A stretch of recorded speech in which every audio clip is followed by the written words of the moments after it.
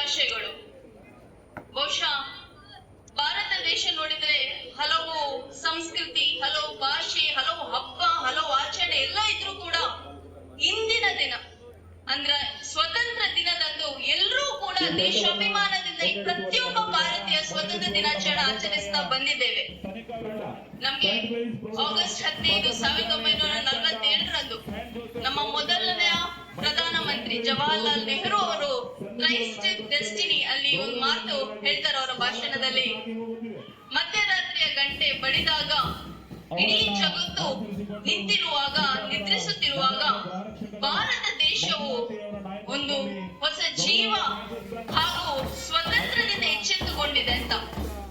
ಈ ಸ್ವತಂತ್ರ ಸಿಗ್ಬೇಕಾದ್ರೆ ನಿಮ್ಗೆಲ್ಲರಿಗೂ ಗೊತ್ತಿದೆ ಎಷ್ಟೊಂದು ತ್ಯಾಗ ಬಲಿದಾನಗಳಾಗಿದೆ ಅಂತ.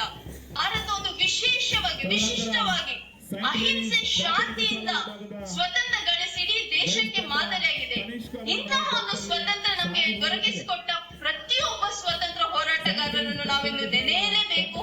ಒಂದು ಮಾನವ ಮೌಲ್ಯಕ್ಕೆ ಬಹಳಷ್ಟು ಪ್ರಾಮುಖ್ಯತೆ ಕೊಡ್ಬೇಕು. ಎಲ್ಲಾ ಮಕ್ಕಳಿದ್ದೀರಾ, ಶಾಲಾ ಮಕ್ಕಳಿದ್ದೀರಾ, ಆದ ಕಾರಣ ನಿಮ್ಮಲ್ಲಿ ಒಂದು ಕಿವಿ ಮಾತು ಏನಂತ ಹೇಳಿದ್ರೆ, ಯಾವುದೇ ಆಸ್ತಿಗಿಂತ ಮಿಗಿಲಾದದ್ದು ಮಾನವ ಮೌಲ್ಯ. Values are more important than valuables. ಇದನ್ನ ಯಾವತ್ತೂ ನೆನ್ಪಿಡಿ.